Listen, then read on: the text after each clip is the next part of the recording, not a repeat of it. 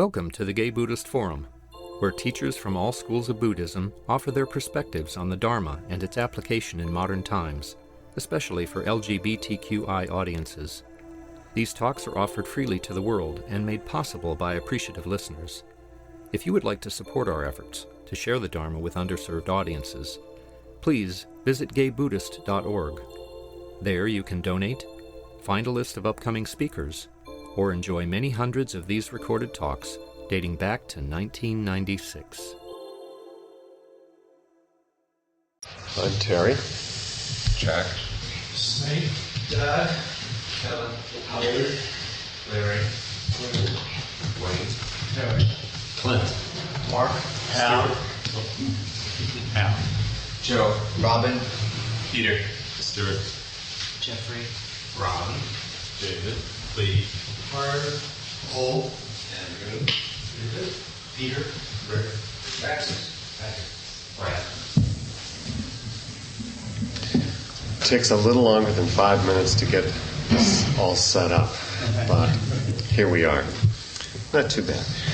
Our speaker today is Howard King, and it's a good thing he doesn't need any introduction because he didn't give me a whole lot. But I think most of us know Howard well, and he's a stalwart here at the GBF, and he has spoken before. And today he's going to speak on what I think must be one of his favorite topics, which is shamanism and Buddhism. And Howard has been a student of shamanism since 1985. Actually, I think he was studying it as a young child. He just doesn't quite know. And I personally... I was a young child in 1985. Right, Howard. And I also personally know that he is a wonderfully read man who just has a wealth of knowledge in a number of different areas. And so, welcome, Howard. I want to talk to you today about shamanism because of its relevance to the way we are experimenting with American Buddhism, and especially how we're doing it here as gay men. Now, shamanism was the first way our species, and maybe a couple other species, contacted the mystery. We've been a shamanistic people for 60,000 to 3 million years, depending on how you add up time.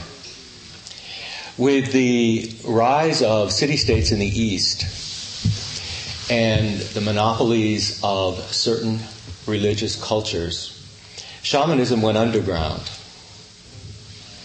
and became yogic, and eventually it became what I'm going to call Buddhist. And the one who brought it back, of course, was the Buddha, who, understanding suffering, also understood how we were able to get out of suffering. And that here was a man who was able to do this. He wasn't a god, just an ordinary person like us, and was able to bring us these ways, these healing ways, that were able to come down from then to now. Now, shamanism is defined in classical terms in the tribal situations we found ourselves in as people as a going out to meet those spirits, gods, goddesses who cohabit this world with us. Now, there is now a lot of information now that with our scientific studies that can show how this is done, how the heartbeat changes when the drum is sounded. But I'm assuming that everyone in here is already on a spiritual path, has already gotten a little bit beyond the Western cultural idea that if you can't touch it, it doesn't exist. it's already started into some kind of a spiritual journey. So I'm not going to go back and talk about that. There are books that show the physical and psychophysical changes and go into it in great detail, and they're available if you want to go into it that way. In shamanism, we say that if it works, that's all that's necessary. And work in this case means bringing each of us back into the harmonies that we need in our lives, in our relationships, within our communities. There are basically many ways to become a shaman. It is a job for both lay persons and for those who dedicate their lives to it. What we call kitchen shamans are very much like what we call Buddhist lay people in Buddhism, where we are working in the world and at the same time are doing our Buddhist practices. Now, when I say that the Buddhist practices are the same as are shamanistic, let's go through some of them. The basic practice in getting in touch at will with other dimensions of reality is sitting in silence, meditation. For the shaman in the tribal situation, it was going away from the encampment and sitting silently. For us, in urban dwellers, we come into the meditation hall. The place that we're going is the same. We're going inside. What's there? And as we study what is in there, we begin to open up. We begin to open up our hearts and our minds, and we begin to see that basic interconnectedness of all beings, that there is no separate self. Same in the shamanic worldview, same in the Buddhist worldview. And there are other ways to access that same information. In the shamanic world, it was mostly drumming and singing, didgeridoo, depending on the culture. Modern shamanism, what we're calling neo-shamanism or contemporary shamanism, has found other methods. Those of you who come from the 60s, light shows, pulsations, another way to entrain yourself into a shamanic state. The reasons for going to that shamanic state, of course, are the same reasons we sit here together. We also have now in our Buddhist way of thinking the real heart-openingness of generosity. How this was used among shamans very much was everything was a giveaway. Your life, the work that you do, was for the culture that you were in. This is, again, the mirroring of this in the first of the paramitas, the paramita of generosity. Now, there are other aspects of shamanism that come into the Buddhist way. What I found in American Buddhism, the wonderful coming together of traditions that in the old countries did not interact. Here we have the Southern Buddhist traditions and the Mahayana, the Vajrayana, all talking with each other, all dialoguing, and all cross-fertilization that would never have happened never would have happened in the cultures that they came from, except at certain peak moments in history. The importance of that for us is that we have the opportunity to take from all of the different cultures that which is going to be most useful for us. In certain cultures, for instance, the divinatory trance is not, certain Buddhist cultures, is not used. In others it is. And so that is a way that one can, through a kind of kitchen shamanism, go inside, find out where there's an imbalance in one's diet, one's relationships, and with that knowledge also gather the power to change it, to bring oneself back into balance. The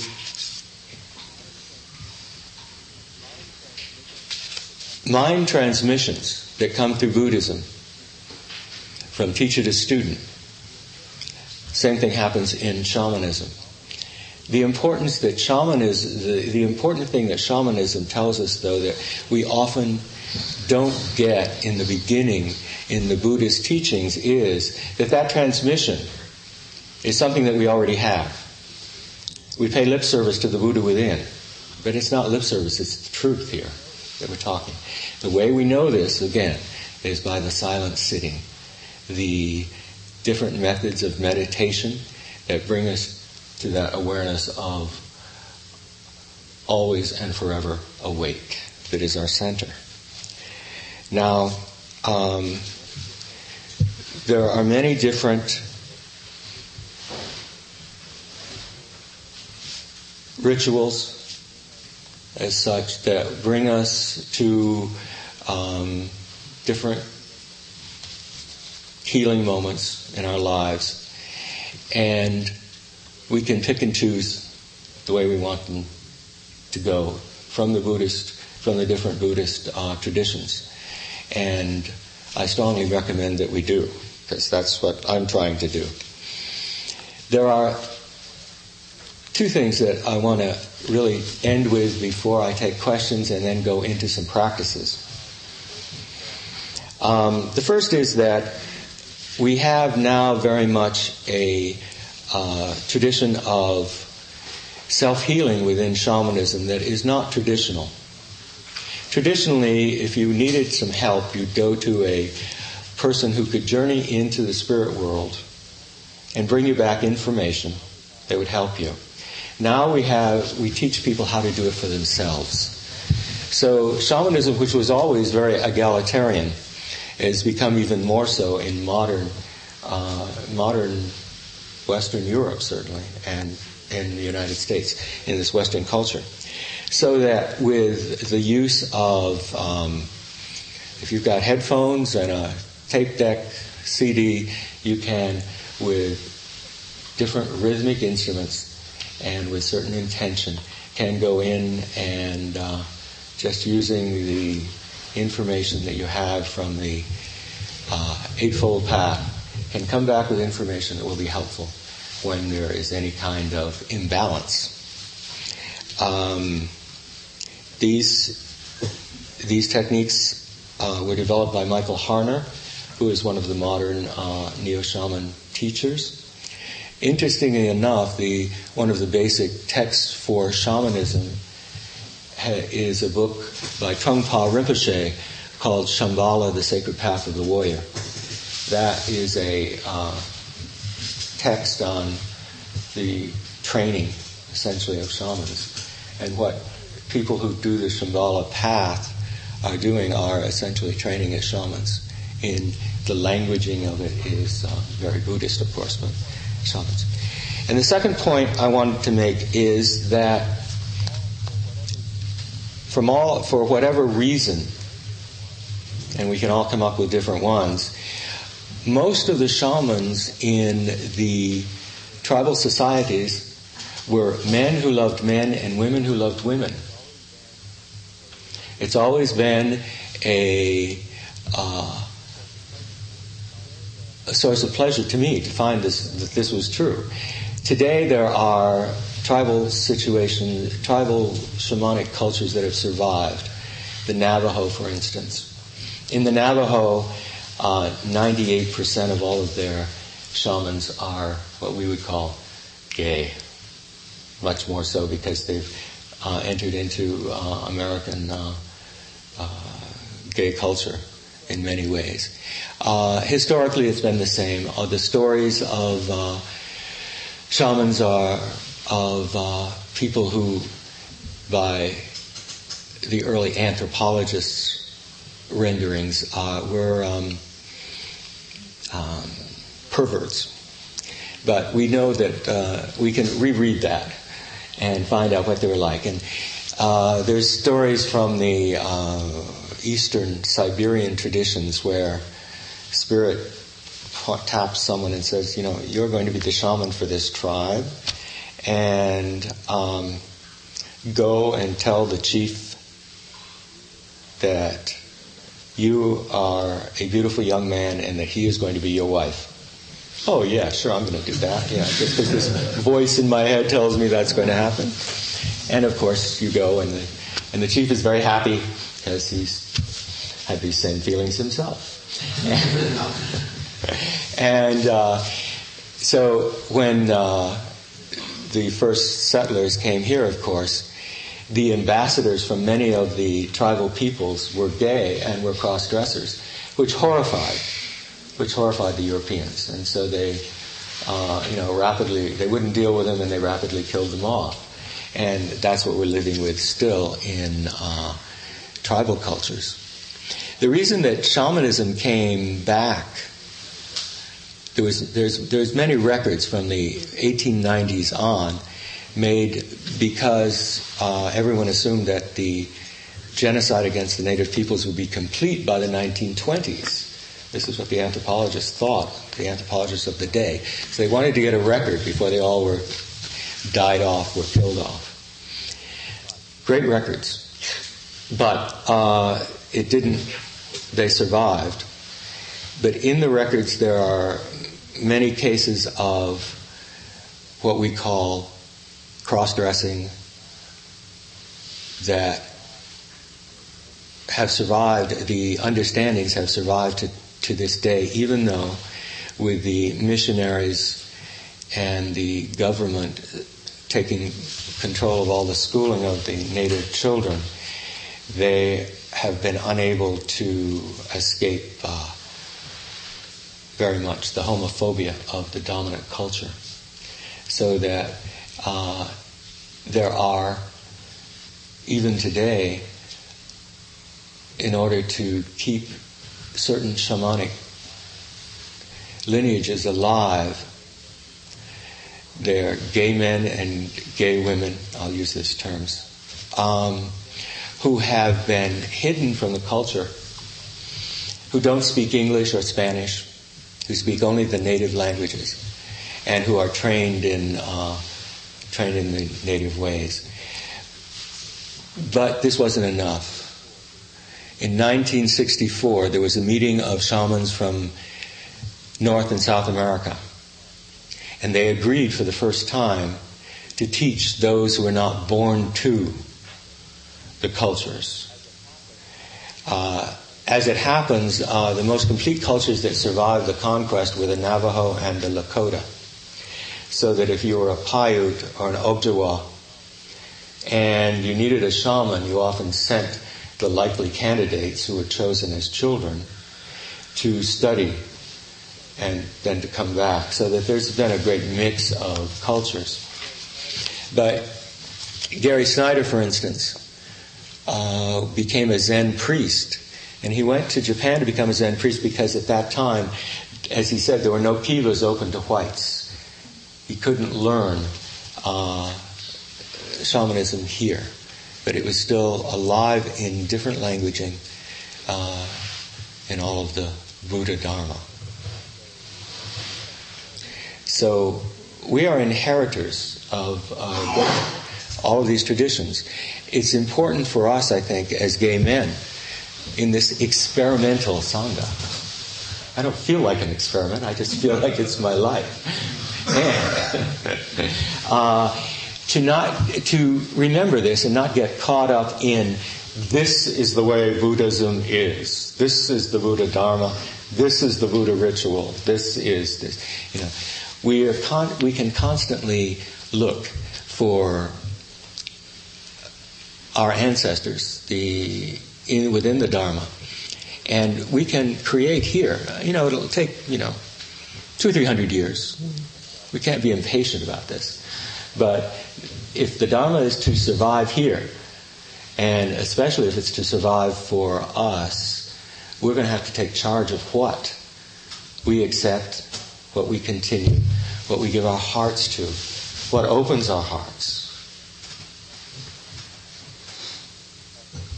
Now, I'll take some questions if there are any, and then I wanted to do some practices that I think you will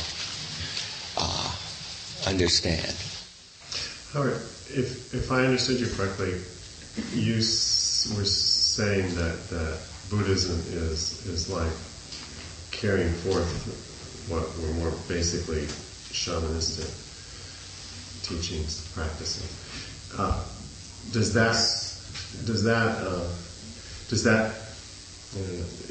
that mean that other spiritual practices, let's not say like Western ideologies or anything, but like more mystical practices and so forth, are not doing that? Like, is Buddhism the sole? Are you saying there's a thread there, or are there lots of practices that are done that are based in shamanism? I think all practices come from shamanism. Shamanism was our first attempt to understand, who are we, where did we come from, where are we going. There is a major difference that I didn't emphasize, and I really want to, for me, in terms of the Buddhadharma. Though individual shamans often had much more in common with each other than they did with the cultures in which they worked. Because as all of us know, as we get into the Buddhadharma, we find more and more the lightening up of aggression, the lightening up of hatred, the lightening up of confusion. And we get to a place of, in our minds anyway, in the wisdom of non-harming. And as far as I can tell, that is the Buddha teaching this, and the Buddhist cultures adopting this wholesale, where we no longer have, there's no longer given credence to sibling wars. I mean, this duchy wants this duchy's territory. No, we don't fight over things like this. Very important to bring that forward. So that clearly separates, in my mind, the Buddhadharma from other dharmas. Shamanism is the basis of all organized religion.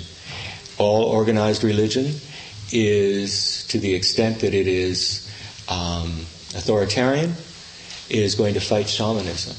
Because shamanism is, you don't need a priest, you don't need a temple, you really don't need a Sangha hall, though I recommend it, because friendship, which is building of Sangha, opens our hearts. And the opening of our hearts is that's it. You had a question? Do you have an opinion as to which Buddhist lineages are more shamanistically oriented? My immediate reaction would be that, for instance, Zen is a little bit, although there is probably shamanistic elements throughout all Buddhism, Zen would tend to be a little bit more philosophical and or psychologically oriented. Maybe Tibetan Buddhism has a lot more specifically shamanistic elements. Tibetan has very much. I think it's because they were able to, when the Buddhadharma came to Tibet, they had a very strong Bon culture, the shamanistic culture there, and it integrated very well. And so that now, since the exile after the conquest by the Chinese, there were 4 major lineages in Tibet. They've now added a 5th. The Bon is now an official 5th lineage. Now these are the official church. Now, the Vajrayana is a very beautiful and rich tradition. In Tibet, again, the Dzogchen teachings, which are, I don't really understand how they're any different than Zen myself. Though the Dzogchen practitioners claim they are. But when there was a state church in Tibet, Dzogchen could not be taught to anyone who hadn't gone through one of the lineages and gotten their degrees. Now there are Dzogchen teachers teaching it directly. You don't have to do that 20-year program. You can study directly with Dzogchen teachers. And I don't know. I'm telling you this because of the differences. Just because it's a shamanistic culture doesn't mean it was perfect by any means. Also, though, Dzogchen Zen, which is Korean Zen, is very shamanistic. I mean, you're looking at it, you can see it's obvious. I don't know of Japanese Zen. I'm not sure. Though, whenever you start using something like a visualization, you're getting into a technique that is basic to shamanic training, being able to visualize within your head different things. So, there's that.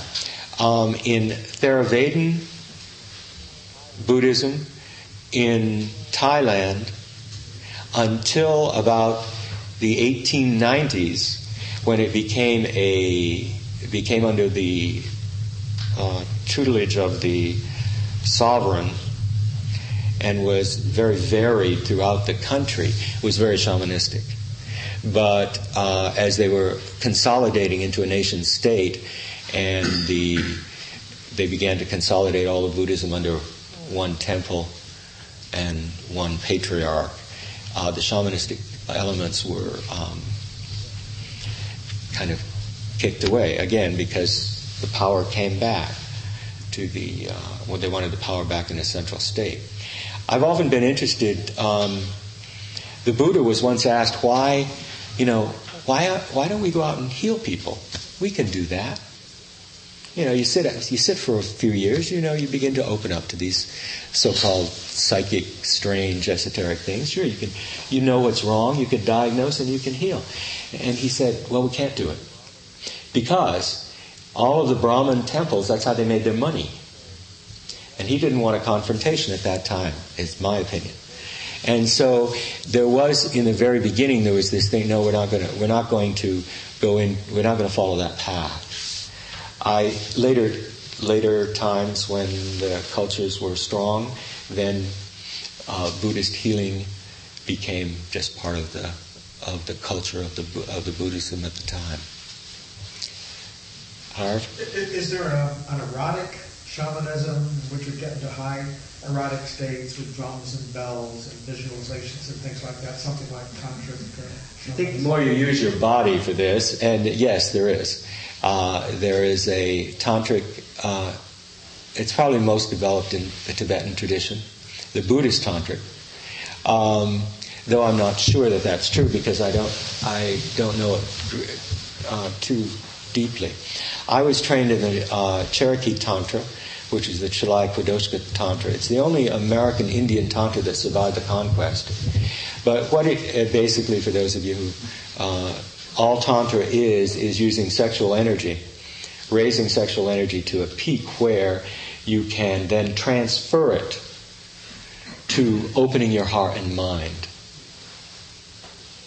And that comes through, and there's trainings for this. And this has always been one of those esoteric teachings, I think, you find it in I don't know if you find it. I don't know that in Judeo-Christian tradition, except in some of the Gnostic teachings. But I think because of the power of the Christian Church from Charlemagne on, there probably wasn't anything that survived in any great detail. Though there is a tantric brotherhood in Germany, Fratere, which I've often been interested in it because they use sexual energy for enlightenment purposes, and they have a whole hierarchy, and the top levels of those hierarchies are all gay men. I did a workshop with Paul Gallegos once, and I've never seen anything in writing, but he did say, yes, there are states that you could get into in which you can access the erotic sexual energy of jaguars and other animals and, in effect, participate in ego-free, highly erotic experiences, but he seemed to not want to discuss it. Well, the question is why? Why would we do this? And a lot of the difficulty and why the tantric teachings are kept secret. Actually, there are books out now. You can go down to any New Age bookstore and find these books on Tantra, and if you practice them, you will either get enlightened or you'll kill yourself. I mean, I don't recommend them in terms of, it's not a loose thing. It's very powerful. These, I was working in this tradition, and I zigged when I should have zagged. I was totally impotent for 6 months, and it took me another year to get back to where I was before. So and I was working in very careful circumstances. So it's not something to, if your intent, and this is where it comes from, if your intent is for the benefit of all sentient beings, to enlighten yourself because this is the way, and then you're, total service, to go beyond all dualities, then fine. But that intent has to be rock hard. I would see a choice of complete enlightenment or dying as a perfectly good choice. Great. All right, excuse me, it's 20? Oh, okay. Well, there are more questions, so I think that's probably, I can finish with a short one.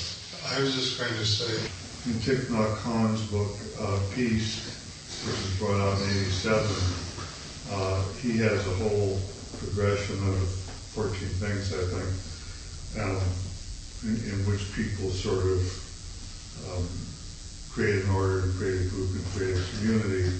And his very first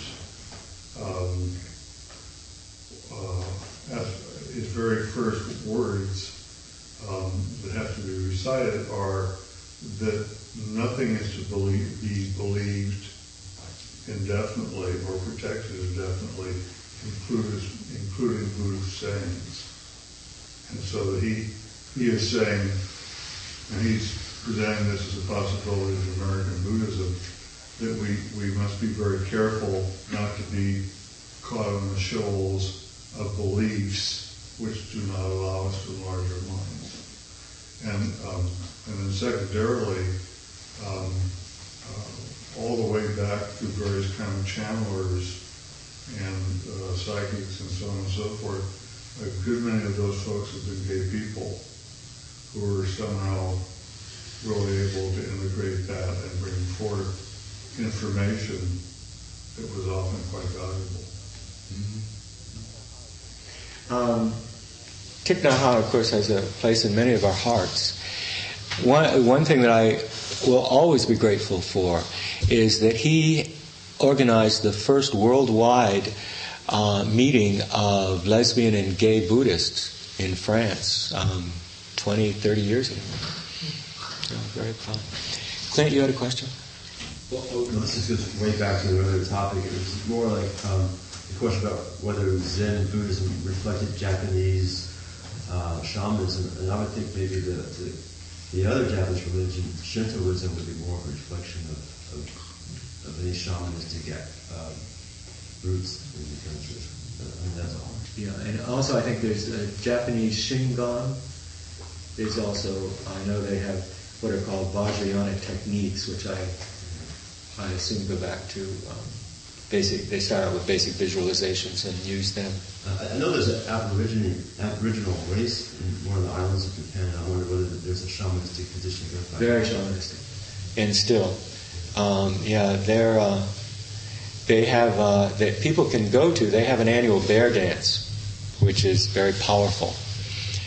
It compares in many ways to, on this continent, sun dances, which are very complex rituals that happen once a year. And now they're allowed. They were outlawed until, I think they've been legal now for 10 years. You see, a lot of shamanism in this country was outlawed. One of the basic rituals, of course, for purification is sweat lodges. Sweat lodges were outlawed until 64, in the middle 60s, and the same. They went on, but it was always underground and on reservations, and you had to hide from the cops and that sort of thing. So it was always that. Any more questions? I'd enjoy. No one else. Snake had one of them. I wanted to ask about the sweat lodge. Is there, sort of one general purpose for sweat lodge, or do they serve a variety of purposes? The teachings that I have say that they are for purification. And it's often by themselves. They're for purification. The paradigm is that we're constantly not letting things flow through us so they get stuck. Physical, psychological, emotional, however you want to call it, mental. So you go into a sweat lodge to purify and to ask for help in that purification. Now, there are purification sweats for special healing. When it came out in the late 80s, one of the science journals said that PWAs would be well served by taking steam baths. All of a sudden, there sprung up a whole series of sweats for PWAs, because not only did you get the sweat, but you also got some prayers for help in your healing. So there's an example for healing. You often, if somebody is either has killed someone or has been injured drastically, you'd have a sweat to bring them back into balance. That would be it's often the first thing you do in any ceremony. When you do, depending, the second Sundance that I did, there were 13 for my particular work. I did 13 sweats before I went into the Sundance. That took 3 days. And then the Sundance was 3 days. So it depends on what you're doing and how, but basically there's only one purpose, and that's to purify. If a comment on for example, in your comment on Christianity, snake handling, animals in Christianity, unrecognized uses of animals. For example, furs that people wear, rabbits' feet, even for senior citizens, for example, pets whose healing power is well established. Most of these things are not described as shamanism or contact with animals, but indeed animal energies are all closely involved in that kinds of things, and I would appreciate your comment.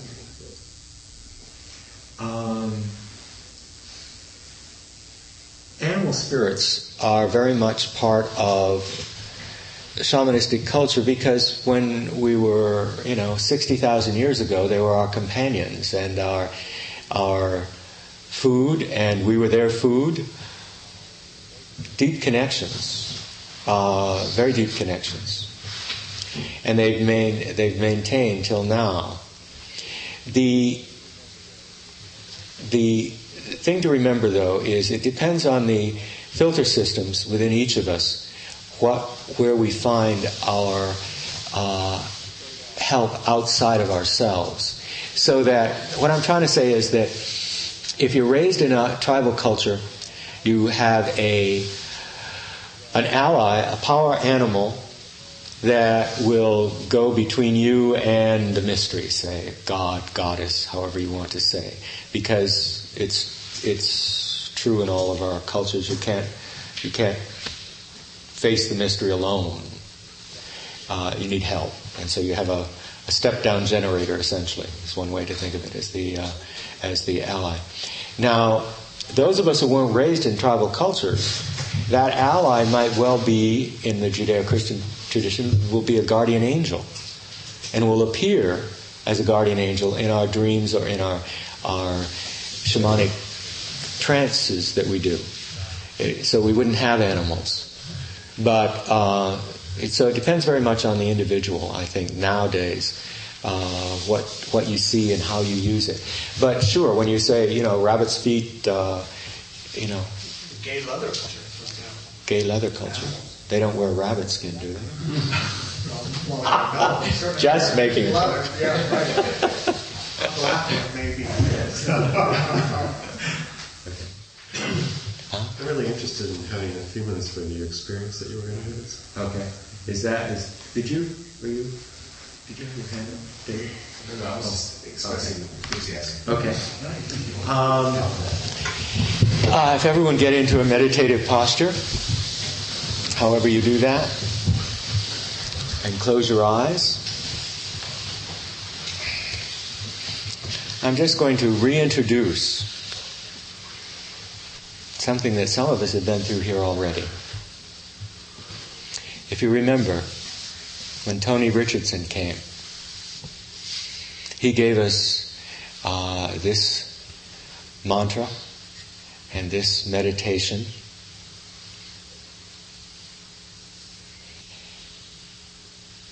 And it comes from the very beginnings of time.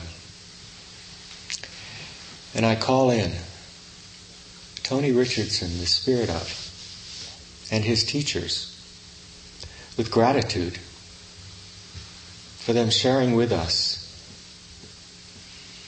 their understanding that all the spirits that guard the Dharma are here now, wishing us great courage and faith to continue in this work. And sense above your head great power of the Buddha, the Dharma, the Sangha, and visualize it as a ball of white light, a ball of golden light, or as the primordial couple raising the Kundalini energy.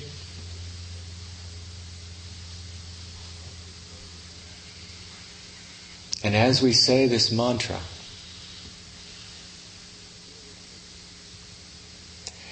feel the energy coming down through your chakra line and filling your whole body. And we'll say this until I ring the bell. Join me. Om Vajra Sattva Hum. Om Vajra Sattva Hum. Om Vajra Sattva Hum. Om Vajra Sattva Hum. Om Vajra Sattva Hum. Om Vajra Sattva Hum. Om Vajra Sattva Hum. Om Vajra Sattva Hum. Om Vajra Sattva Hum. Om Vajra Sattva Hum. Om Vajra Sattva Hum. Om Vajra Sattva Hum. Om Vajra Sattva Hum. Om Vajra Sattva Hum. Om Vajra Sattva Hum. Om Vajra Sattva Hum. Om Vajra Sattva Hum. Om Vajra Sattva Hum.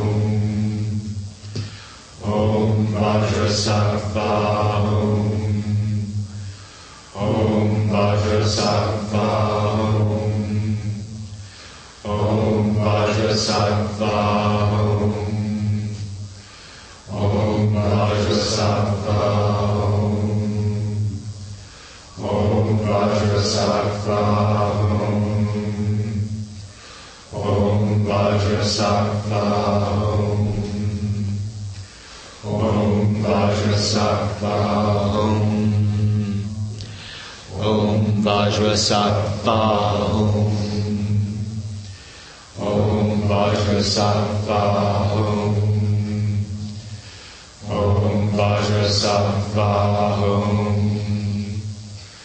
Om Vajrasattva Om Vajrasattva Om Vajrasattva